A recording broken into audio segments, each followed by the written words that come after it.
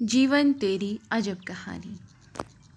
हमारे जीवन में कुछ ऐसी अजब गजब घटनाएं घटित हो जाती हैं कि हमें कुछ सोचने पर विवश कर देती हैं। कुछ दिन पहले की घटना है। मेरे बेटे का जन्मदिन था। बच्चों के जन्म दिवस या ऐसे किसी शुभ अवसर पर हम लोगों में अक्सर ईश्वर का धन्यवाद करने के लिए किसी धार्मिक स्थल पर जाने की परंपरा है। उस दिन कुछ ऐसा संयोग बना कि हम चाहकर भी घर से नहीं निकल पाए। सायंकाल जब बच्चे सैर करने के लिए निकले तो हमने भी उनके साथ चलने की इच्छा जाहिर की।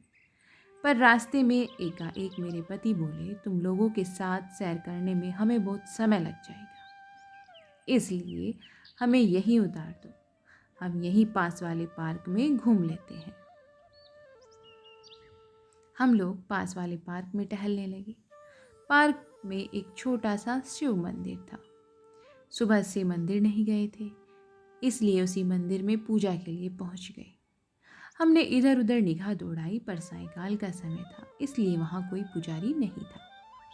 दान के लिए निकाली धनराशि हमारे हाथ में ही थी, पर मंदिर छोटा होने के कारण यहाँ कोई दान पेटी भी नहीं थी।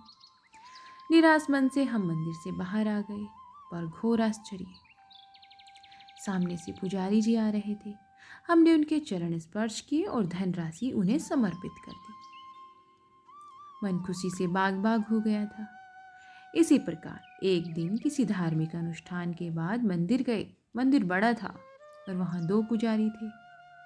मंदिर में प्रवेश के समय एक पुजारी जी पूजा स्थल पर बैठे थे। मैंने सोचा मंदिर की परिक्रमा करने के पश्चात पुजारी जी को दान दक्षिणा समर्पित करती हूँ। पर यह क्या, जब मैं परिक्रमा करके आई तो वहाँ पंडित जी जा चुके थे। उनकी जगह दूसरे पंडित जी विराजमान थे। अब दान दक्षिणा पर उनका अधिकार था। शायद इसलिए कहा गया है, समय से पहले और किस्मत से अधिक कभी नहीं मिलता है। इसी प्रकार छोटी बेटी के प्रसव के समय कुछ ऐसे हालात बने कि मुझे 13 दिन तक अस्पताल में रहना पड़ा और मेरी सेवा शुश्रूषा का सहारा, उत्तरदायित्व मेरी बुजुर्ग सासू माँ पर आ गया।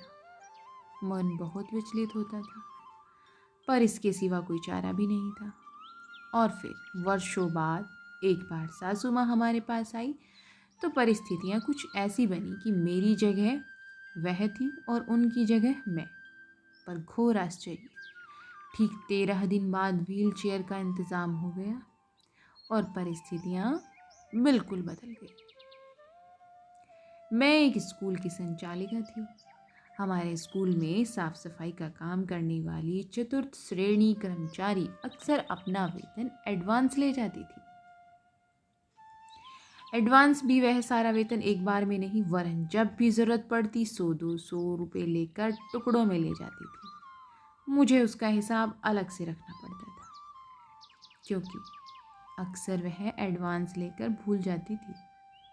इसलिए अब मैं रुपये देते समय उसे किस ज़रूरत, मसलन दवाई के लिए, बिजली का बिल भरने के लिए, यह सब भी लिख देती थी। 150 की भूल चूक को माफ़ भी कर देती थी। इसके अलावा वर्ष में एक बार गेहूं खरीदने के लिए अधिक धनराशि की आवश्यकता होने पर वह धनराशि ले जाती थी और हर महीने कुछ रुपये जमा करवा देती थी। सब व्यवस्था बड़े आराम से चल रही थी उसके जीवन की। फिर पता नहीं क्या हुआ कि एक बार महीने का वेतन लेकर वह भूल गई। मैंने सारा लिखित हिसाब भी उसे दिखा दिया, जिसे देखकर वह चुप कर गई। पर उसके चेहरे के हाव भाव से लग रहा था कि इसे बात हजम नहीं हो रही है। कुछ वर्षों बाद मैंने स्कूल बंद कर दिया। फिर एक दिन अचानक उसके घर से फ़ोन आया कि वह बीमार है। उसने वर्षों स्कूल में काम किया था, इसलिए हमारे आपस में घरेलू संबंध स्थापित हो चुके थे। आना जाना लगा रहता था। बीमारी का समाचार सुनकर हम लोग उससे मिलने उसके घर गए और डॉक्टर से परामर्श पर उसे अस्पताल में एडमिट करवा दिया। दूसरे दिन जब हम उसकी कुशलक्षेम पूछने अस्पताल पहुंचे तो ज्ञात हुआ कि उसका तो कल रात देहांत हो गया था और उसके परिजन उसका शव तब तक ले जा चुके थे। पर आश्चर्यजनक, हमने उसे अस्पताल में भर्ती करवाने की जो धनराशि जमा करवाई थी वह बिल्कुल उसके वेतन के बराबर थी। आज भी मन सोच सोच कर हैरान हो जाता है कि क्या स्कूल के खाते में लिखने में मुझसे सचमुच भूल हो गई थी। ईश्वर का लाख लाख धन्यवाद कि मेरा उसके प्रति जो ऋण था उससे वह जाते जाते मुझे मुक्त कर गई। इसी प्रकार लगभग 5-6 वर्ष पहले की घटना है। मेरे मायके से फ़ोन आया कि मेरे पिताश्री बीमार हैं और हम सबसे मिलना चाहते हैं। हम लोग उनसे मिलने चले गए। कुछ दिनों से उनकी कुछ भी खाने पीने की इच्छा नहीं हो रही थी। हम सब लोगों ने डॉक्टर साहब को घर पर बुलाकर परामर्श करना चाहा। तभी पिताश्री, जो चुपचाप सबकी बातें सुन रहे थे, बोले, सब लोग आपस में ही बातें करते रहोगे, कोई मेरी भी सुनेगा? मुझे बस अस्पताल ले चलो। कौन से अस्पताल? भाई द्वारा यह पूछने पर बड़े अस्पताल, उन्होंने बड़े विश्वास से कहा।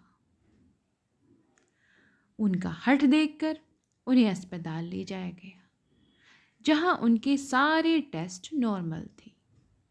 डॉक्टरों ने अगले दिन छुट्टी देने का आश्वासन दिया, पर रात में उनकी तबीयत एकाएक बिगड़ गई थी और आधी रात को अपनी इहलोक लीला समाप्त कर वह चल पड़े एक अनंत यात्रा की ओर। अस्पताल के नाम से ही घबरा जाने वाले पिताजी का अस्पताल जाने का हठ क्या संकेत देता है? क्या सचमुच हर व्यक्ति जाने के साथ साथ उसकी मृत्यु का स्थान भी पूर्व निर्धारित होता है? और होनी इतनी बलवान है कि उसे जबरदस्ती खींचकर वहां ले ही जाती है। शायद इसलिए कहा गया है कि होनी तो होकर ही रहेगी। और अंत में अक्सर हम घर से निकल रहे होते हैं कि सामने से हमें कोई मिल जाता है। ऐसे में जैसे ही हम घर में प्रवेश करते हैं तो घर की कोई लाइट या नल, दरवाज़ा खुला मिल जाता है, जिसे हम जल्दी में खुला छोड़ जाते हैं। या कई बार फ़ोन, पर्स, रुमाल लेने दोबारा घर में प्रवेश करते हैं तो तब कोई अनिवार्य डाक, कोरियर, बिल या कोई ऐसा परिचित आ जाता है जिससे मिलने के लिए हम बेचैन होते हैं। इन सब घटनाओं का कोई अंत नहीं है। मेरे साथ ऐसी अजब गजब घटनाएं होती ही रहती हैं। आशा है सबके साथ होती होंगी, जो हमें हैरान कर देती है। तो दोस्तों, जीवन में कुछ ना कुछ घटित होता ही रहता है। तो होनी बलवान है, जो जीवन में होना है वो पहले से निर्धारित है, होकर ही रहता है। कहानी सुनने के लिए आपका बहुत बहुत धन्यवाद। और कृपया कहानी को सीख समझ कर पढ़ें, व्यर्थ में ना लें। और कहानी के बारे में आपके क्या सुझाव हैं, आप हमें कमेंट्स में ज़रूर बताइएगा। आपके सुझाव का हमें इंतज़ार रहता है। और अगर आप हमारे चैनल पर नए हैं तो प्लीज़ चैनल को सब्सक्राइब ज़रूर कीजिएगा। और मिलते हैं आपको ऐसी ही नई कहानियों और नए विचारों के साथ। तब तक के लिए धन्यवाद। अपना और अपने परिवार का भरपूर ख्याल रखें।